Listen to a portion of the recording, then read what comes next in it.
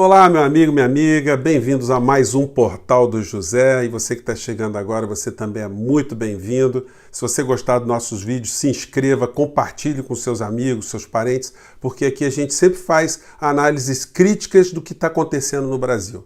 Então dê um joinha, ajude a gente a compartilhar o nosso vídeo e vamos embora.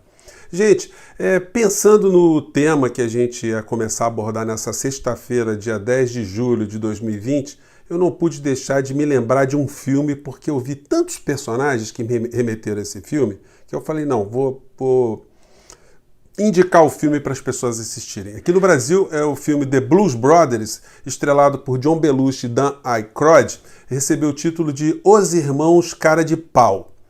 Cara de pau te remete a alguém que está comandando a política do nosso país, ou pessoas que estão comandando a política, o poder no nosso país?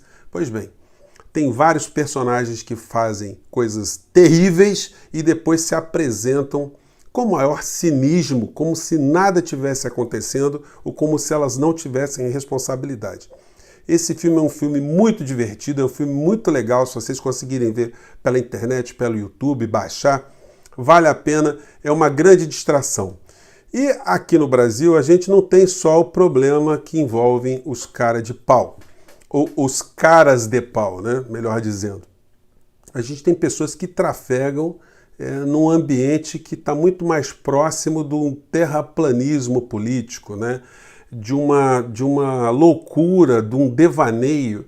Eu não sei o que esse pessoal do Terça Livre, o que eles consomem naquelas xícaras ali, porque eles têm uns pensamentos que convidam a gente a tentar experimentar isso, porque deixa esse pessoal assim num mundo muito diferente do mundo que a gente está, né?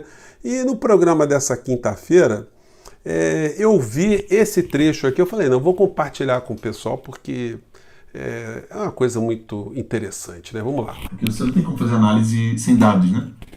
Com os dados fornecidos pelo próprio Partido Comunista Chinês de conluio, porque essa é a palavra, com o PDT, a China entraria com tudo no Brasil para poder ser a nova mantenedora do Exército Vermelho na América Latina. Ou seja, que a China seria a fonte de providência financeira para todas as ações que não apenas o narcotráfico faria. Gente, é ou não é uma viagem? Ele diz que tem dados, baseado nos dados que ele tem, que o Partido Comunista Chinês, Ciro Gomes, né? A gente tem que ter cuidado, porque com esse tipo de informação aí, quem está muito próximo de nós em algum canto pode ser um perigoso agente chinês infiltrado, talvez fez uma cirurgia plástica, né? Então, esse pessoal vai falando isso e as pessoas vão acreditando, vão dando dinheiro para o canal dessas pessoas, né? E eles são influentes dentro do governo, enfim, defendem ideias muito exóticas. O problema é que a gente tem outros níveis de pessoas que, sim, essas estão no nível dos cara de pau. Eu não posso deixar de mencionar o que está acontecendo essa semana. O ministro Guedes quer tirar recursos do Fundeb para inflar Bolsa Família de Bolsonaro. Gente, isso significa que o Guedes quer roubar. Eu estava pensando uma palavra mais simplória, mais singela, mas não dá, porque o roubo é a subtração de coisa alheia mediante violência ou grave ameaça. Quando uma pessoa vai sofrer uma subtração no seu direito, a gente só pode classificar isso como um roubo, ainda que a gente não possa dizer que isso é uma figura dentro do Código Penal, mas é uma situação dantesca se retirar dinheiro da educação para vitaminar o Bolsa Família, para se ter uma falsa ilusão que a área está recebendo um aporte de recursos, quando na verdade está se retirando, está se roubando recursos da educação de um país tão desgraçadamente mal cuidado na educação. Nós chegamos nesse dia 10 de julho sem ministro da Educação, um país totalmente destroçado nessa área, e a gente tem esse tipo de notícia, e o Paulo Guedes se apresenta como o cara de pau, dizendo que é uma medida que está causando algum tipo de benefício para a sociedade brasileira. Perguntem se ele vai querer retirar dinheiro de banco, daquele 1 trilhão e 200 bilhões de reais que foram destinados a banco logo no começo da pandemia. Pergunta se ele quer taxar alguma superfortuna para aumentar dinheiro do Bolsa Família. Lembrando que o Brasil no ano passado, eu não sei se está aqui, eu acho que eu tinha separado, o Brasil no ano de 2019 teve um aumento de 8% no número de milionários. E o Paulo Guedes está pensando em tirar dinheiro das crianças da educação para fazer moeda eleitoral. Vamos falar aqui de outro momento cara de pau. Na live de ontem estava lá o Bernardo Custer, que é um dos bolsolavistas mais radicais, e ele estava reclamando, ele publicou um vídeo que o YouTube está desmonetizando o canal dele, que está sofrendo reprimenda, enfim. Esse pessoal gosta muito de dinheiro. Ele, durante o vídeo, ele pede para as pessoas comprarem livros, enfim. Tem sempre uma grana envolvida no meio da história. E ele disse que não entende por que ele está sofrendo esse tipo de situação, porque, segundo ele, o trabalho dele é muito ético. Eu separei aqui um vídeo para vocês verem, eu poderia escolher dezenas, onde ele apresenta esse conteúdo aqui. E vocês vejam e depois a gente conversa, a gente faz a nossa análise. Vamos ver aqui do que ele estava falando nesse vídeo. Meus caros, a notícia de hoje é uma bomba. Na verdade, um furo de reportagem. Vocês vão ver a primeira vez aqui. Bom, como vocês podem ver, o clima foi para cima, né? Alguma coisa positiva, um furo de reportagem, ele está transmitindo para os seguidores do canal dele. Vamos ver que furo de reportagem foi essa. Vamos lá. Por quê? Uma fonte sigilosa, obviamente, que requeriu sigilo, do Hospital Sírio-Libanês, em São Paulo, me confirmou hoje que o ex-presidente, condenado por uma série de crimes, o bandidão do Brasil, Luiz Inácio Lula da Silva, está com câncer novamente. O câncer dele voltou na laringe. Não sei se vocês se lembram dessa querela toda. Gente, aí depois eles reclamam que boa parte do povo brasileiro está torcendo pela Covid, né? Então, esse tipo de comportamento dessa criatura numa rede social desvirtua, né, a ideologia para a qual a rede social foi criada. Os seus idealizadores pensaram em criar uma ferramenta de progresso, de troca de cultura, de conhecimento, e não para esse tipo de urubuzice, né, macabra que algumas pessoas fazem pela internet. Eu peguei um exemplo, mas não é à toa que o YouTube, né, que o Facebook, cancelou uma série de canais dessa turma e eles estão meio desesperados porque isso pode representar uma perda de dinheiro. E ele tem a cara de pau de virar público, em tom medroso, né, em tom temeroso, dizer isso aqui. Vamos lá. Meus caros, esse vídeo não é um vídeo fácil de se fazer. É um vídeo um pouco perturbador para tudo. Aí ele vai reclamando, enfim, aquilo que eu já antecipei para vocês. Vamos passar aqui para quer dizer, o comportamento dele foi um comportamento que vai entrar nessa categoria dos cara de pau. Ou caras de pau, né, melhor dizendo.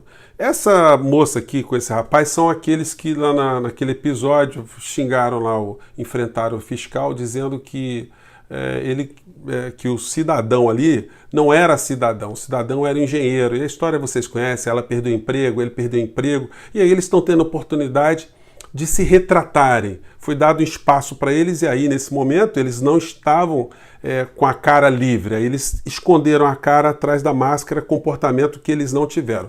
São duas pessoas, são seguidores de Olavo de Carvalho, de Bolsonaro, que apagaram também as suas redes e que ostentavam a sua ignorância, né?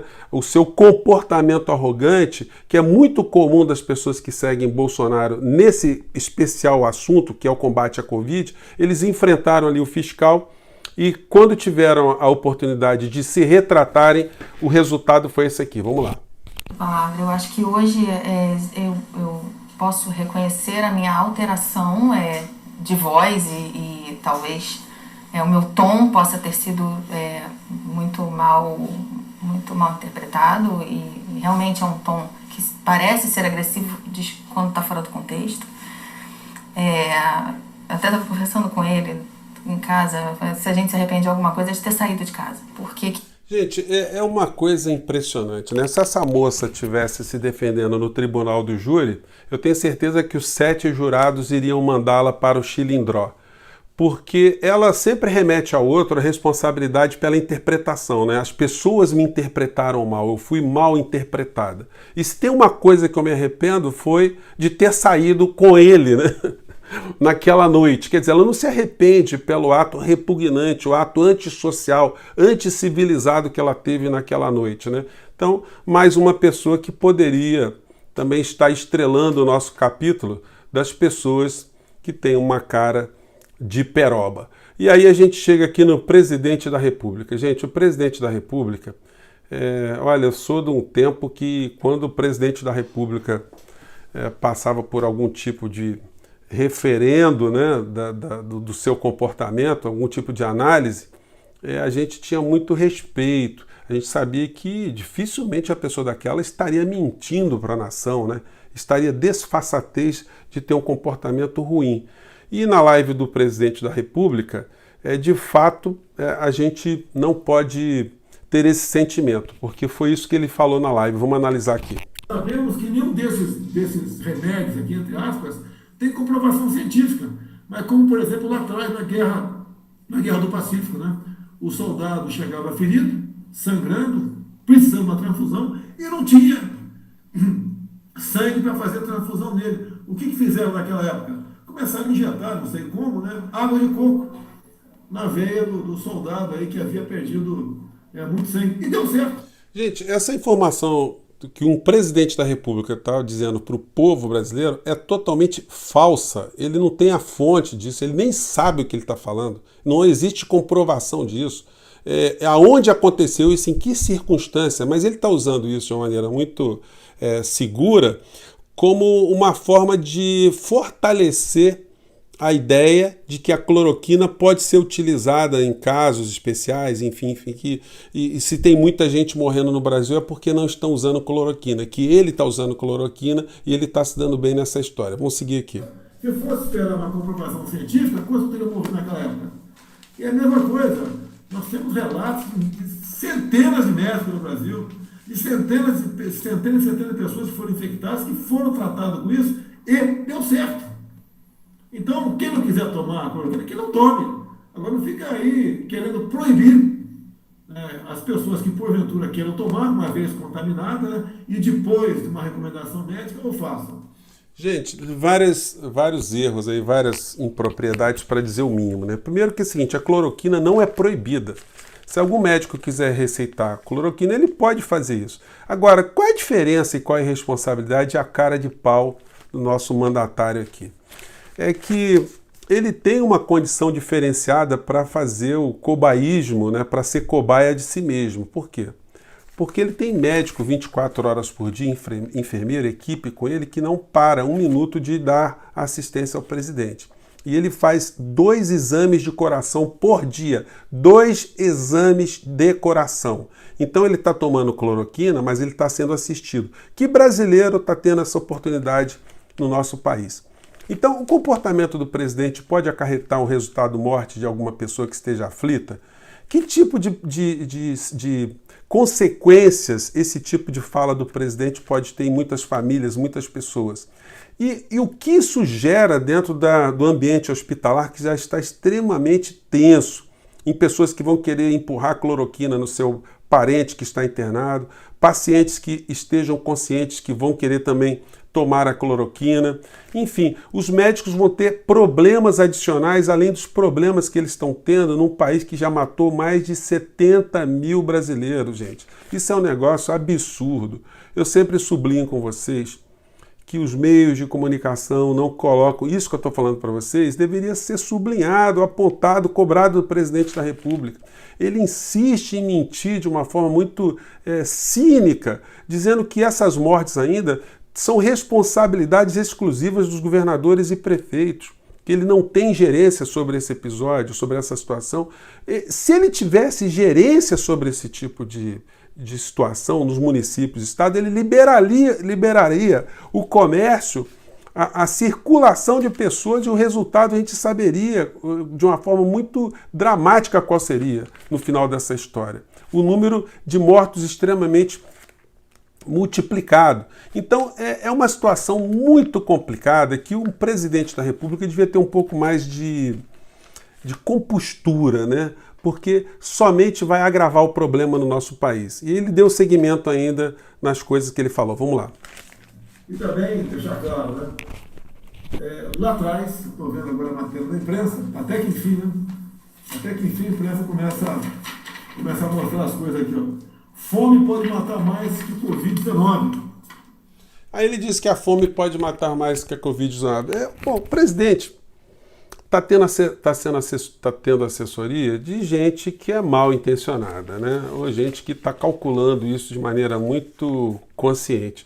Porque a matéria que surgiu no mundo inteiro foi que uma ONG ela verificou que em muitos países o pós-pandemia acarretará um estado de fome ainda mais agudo, em países que estão em guerra civil, países que já estão totalmente destroçados. E o Bolsonaro usou esse título sem entender, sem ter lido, sem saber do que se trata, para transportar essa realidade para o Brasil.